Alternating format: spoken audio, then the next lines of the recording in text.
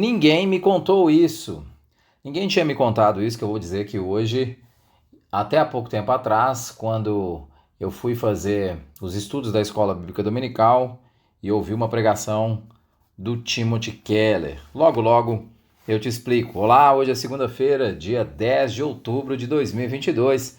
Nós estamos aqui uma vez mais para fazer os nossos breves estudos bíblicos. Ontem não foi tão breve, ontem eu gastei 15 minutos, mas eu poderia, confesso, gastar até mais, porque o assunto é um assunto que demanda tempo para a gente conseguir fazer a exposição da forma mais apropriada. Hoje nós vamos falar de Hebreus capítulo 7. Eu havia dito, quando nós falamos sobre Hebreus capítulo 5, que nós íamos aprofundar na história de Melquisedeque, e é o que nós vamos fazer hoje. Mas antes de fazer isso, eu não posso deixar de te dar o recado. Por favor, curta esse áudio, compartilha com as pessoas que você conhece, manda para as pessoas que você conhece, porque aprendendo um pouco mais da Escritura, nós entendemos um pouco mais a Deus e nós temos capacidade de aproximar dele melhor. Então, todos os dias nós deixamos na página do YouTube da Lagoinha Castelo, no canal da igreja no Spotify, um breve estudo sobre o capítulo que estamos lendo. Hoje é o capítulo de Hebreus, o 7º capítulo de Hebreus. Nós também sempre falamos, compre a Bíblia 365, por favor, faça isso pela sua vida. Faça isso pela sua vida, porque você vai crescer. Ela divide a leitura do texto bíblico sempre em um trecho do Velho Testamento, um trecho do Novo, um trecho de Salmos e um trecho de Provérbios. Faça isso para edificar a sua própria vida. E procure nos canais digitais da igreja, nós temos múltiplos estudos. Nós temos estudos às segundas-feiras, Sermão do Monte, Panorama Bíblico. Quarta-feira, Sermão do Monte. Quinta-feira, estudo do livro de Atos. Aos domingos, a gente estuda na Escola Bíblica Dominical, pela manhã e pela tarde. Nossa, muito recado, né? Mas eu preciso dar. Dá joinha lá, compartilha, porque esse áudio vai chegar a você e também vai chegar a outras pessoas. Nós vamos ler um trecho um pouco maior hoje, nós vamos ler o trecho de Hebreus, capítulo 7, dos versículos 1 ao 11. Eu estou aqui na minha NVI, talvez a sua versão esteja um pouquinho diferente, eu estou lendo na NVI. Esse Melquisedeque, rei de Salém, sacerdote do Deus Altíssimo, encontrou-se com Abraão, quando este voltava depois de derrotar os reis e o abençoou.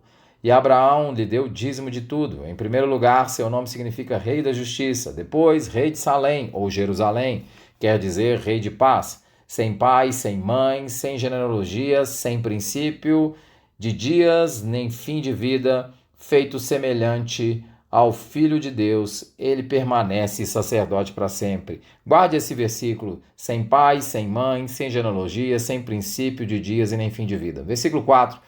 Considere a grandeza desse homem. Até mesmo o patriarca Abraão lhe deu o dízimo dos despojos. A lei requer que sacerdote, dentre os ascendentes de Levi, que recebam o dízimo do povo, isto é, dos seus irmãos, embora esses sejam descendentes de Abraão. Este homem, porém, que não pertencia à linhagem de Levi, recebeu os dízimos de Abraão e abençoou aquele que tinha as promessas. Não pertencia à linhagem de Levi, porque a linhagem de Levi ainda nem sequer havia começado. Abraão vem antes da escolha de Israel como povo, portanto, antes da linhagem de Levi. E nós vamos continuar no versículo 7. Sem dúvida alguma, o inferior é abençoado pelo superior. No primeiro caso, quem recebe o dízimo são homens mortais. No outro caso, é aquele a quem se declara que vive. Pode-se até dizer que Levi, que recebe os dízimos, entregou-os por meio de Abraão, pois quando Melquisedeque se encontrou com Abraão, Levi ainda não havia sido gerado. E versículo 11. Se fosse possível alcançar a perfeição por meio do sacerdócio levítico, visto que em sua vigência o povo recebeu a lei, por que haveria ainda necessidade de se levantar outro sacerdote, segundo a ordem de Melquisedeque, e não segundo a ordem de Arão? Lembrando que nós falamos aqui no capítulo 5 do sacerdócio de Arão, levantado o sacerdócio de Arão no capítulo 5, a partir do versículo 1. Vamos lá, eu preciso detalhar tanta coisa nesse texto. O versículo 1, ao falar de Melquisedeque, o autor toma um tom que poucas pessoas entendem, mas de extrema relevância. Aqui ele vai fazer o detalhamento do capítulo 5, versículo 6, que nós lemos. Capítulo 5, versículo 6, eu vou relembrar você. E diz no outro lugar: tu és sacerdote para sempre, segundo a ordem de Melquisedeque.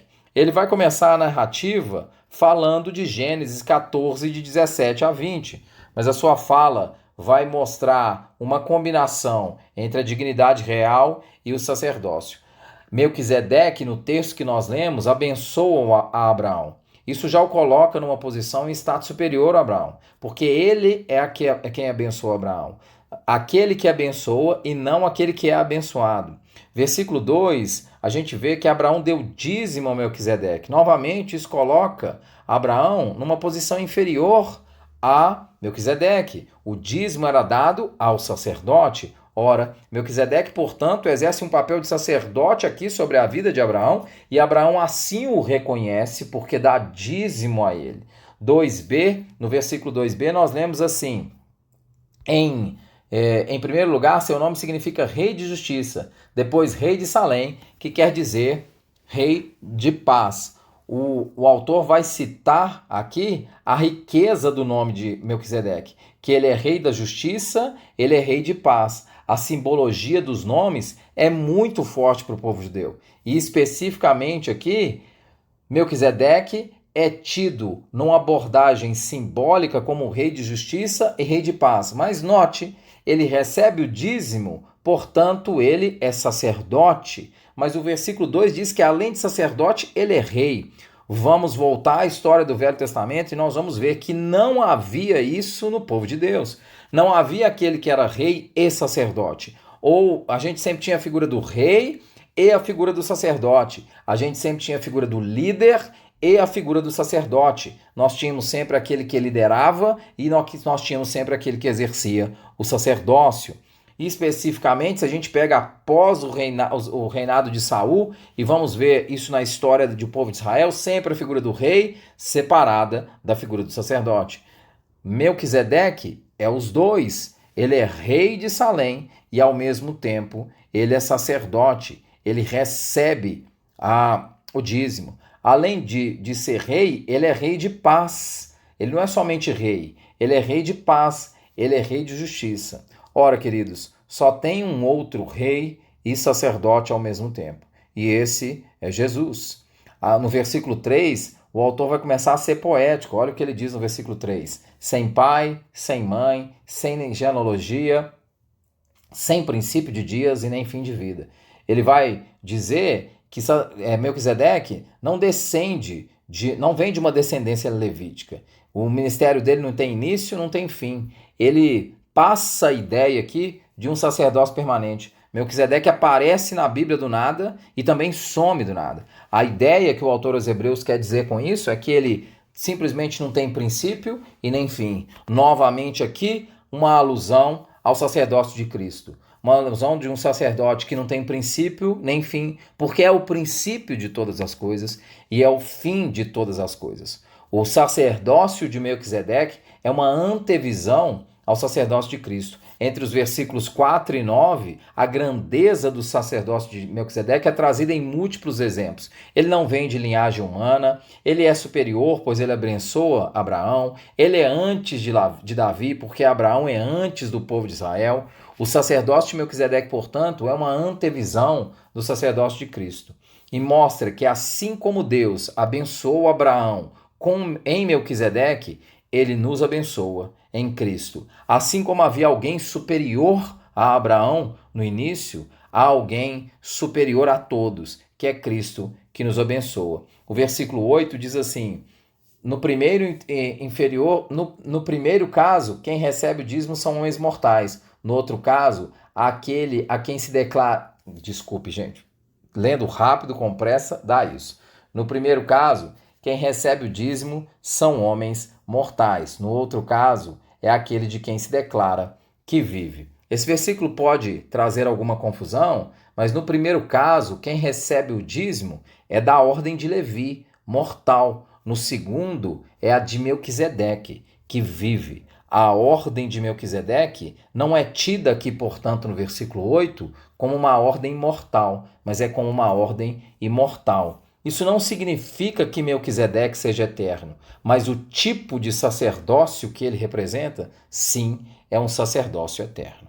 E aí, isso pode nos levar a esse texto, quando eu ouvi isso, quando eu estudei isso, meus olhos se abriram. Para mim foi algo simplesmente maravilhoso. É como se uma ficha caísse. Eu nunca entendi quem era esse tal de Melquisedeque. Por isso eu comecei o estudo de hoje falando, ninguém me contou isso. Ninguém nunca tinha me contado isso. Quem é esse tal de Melquisedeque? Que história é essa de sacerdócio segundo a ordem de Melquisedeque? O sacerdócio de Melquisedeque é uma antevisão ao sacerdócio de Cristo, é uma mostra que o sacerdócio de Cristo é maior do que o sacerdócio levítico e é uma mostra que a graça de Cristo é maior que a lei. E aí você pode pensar assim, mas a lei é ruim porque a gente fala tanto que a lei não pode transformar, não pode transformar.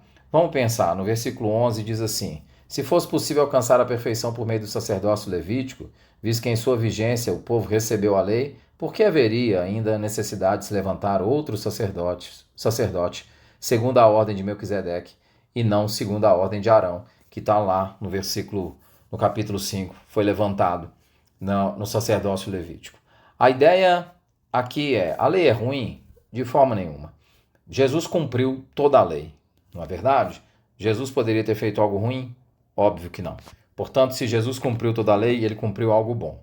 A lei de fato é perfeita, mas o sacerdócio levítico não pode levar ninguém à perfeição.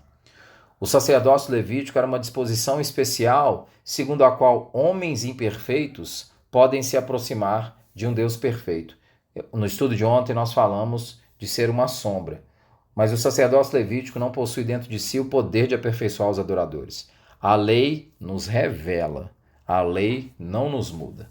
A lei é boa, é perfeita, mas ela revela que o nosso coração é centrado em nós mesmos, que o nosso coração é centrado na nossa própria adoração e que a gente não consegue cumprir sequer o primeiro mandamento. A gente não consegue colocar Deus como a coisa mais importante nas nossas vidas. Por isso, foi necessário levantar outro sacerdote que não fosse sacerdote segundo a ordem de Levi, mas se fosse sacerdote segundo a ordem de Melquisedeque. Eu espero que esse pequeno estudo tão breve tenha sido para você um abrir de olhos, assim como foi para mim. Ouvir sobre o sacerdócio de Levi, o sacerdócio de Melquisedeque, estudar isso foi uma grata surpresa para mim. Que Deus te abençoe.